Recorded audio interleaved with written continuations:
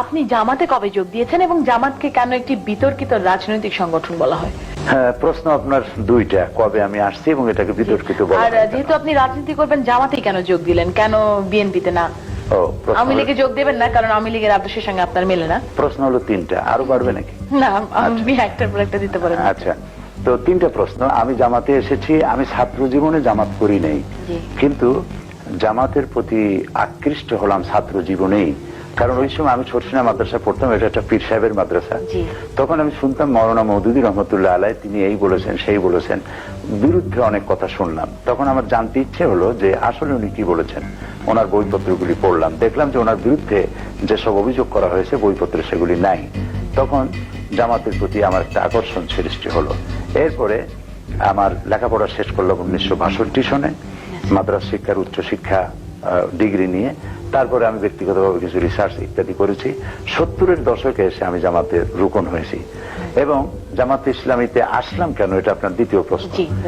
এটা হচ্ছে যে ইসলামে যেমন আল্লাহ তাআলা বলেছেন আকিমুস সালাত, নামাজকে প্রতিষ্ঠা করো, সেই আল্লাহ তাআলা আবার বলেছেন আন আকিমুদ্দিন ওয়ালা তাতাফাররাকু, তোমরা দ্বীনকে প্রতিষ্ঠা করো আর এ ব্যাপারে কোনো মতপার্থক্য সৃষ্টি করো না। নামাজ পড়া যেমন ফরজ, আল্লাহর হুকুম অনুযায়ী ব্যক্তি, পরিবার, সমাজ ও রাষ্ট্র পরিচালনা করা ঠিক তেমন ফরজ। সেই জন্য এই ফরজ দায়িত্ব পালনের জন্য একটা দলে শরিক না হলে একাই কি এটা করা সম্ভব নয়। সেই জন্য আমার দৃষ্টিতে একটি সফল আন্দোলন আমি খুঁজলাম, যেটা এমন যে এই মুহূর্তে দেশ যদি হাতে পায় তাহলে দেশটাকে পরিচালনা করতে পারবে। শুধু একজন মওলানা পীর হলেই তো হবে না। বহুত মওলানা পীর এমন আছে যাকে যদি এখন যদি কোনো ইউনিয়নের চেয়ারম্যান বানায় দেওয়া হয় তাহলে 1 ঘন্টাও চালাতে পারবেন না। একটা থানার ওসি বানালে চালাতে পারবেন না। এটার জন্য আলাদা যোগ্যতা প্রয়োজন। আলেম হওয়া, পীর হওয়া জিনিস, সমাজ পরিচালনা, রাষ্ট্র পরিচালনা ভিন্ন জিনিস, এগুলি জানতে হয়, পড়তে হয়।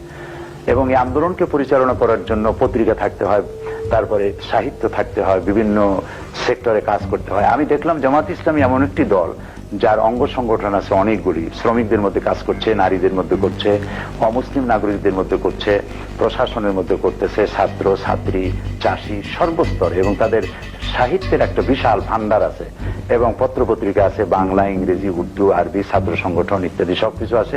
আমি ভাবলাম যে ইসলাম অনুযায়ী দেশকে পরিচালিত করতে হলে এরকম একটি যোগ্যতা সম্পন্ন একটি সুশৃঙ্খল সংগঠন আমার প্রয়োজন।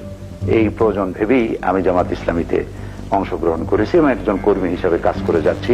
এবং আল্লাহর কাছে আমি দোয়া করি যেন আমার জীবনের শেষ মুহূর্ত পর্যন্ত আমার প্রিয় সংগঠন জামাত ইসলামীর সাথেই আমি থাকতে পারি।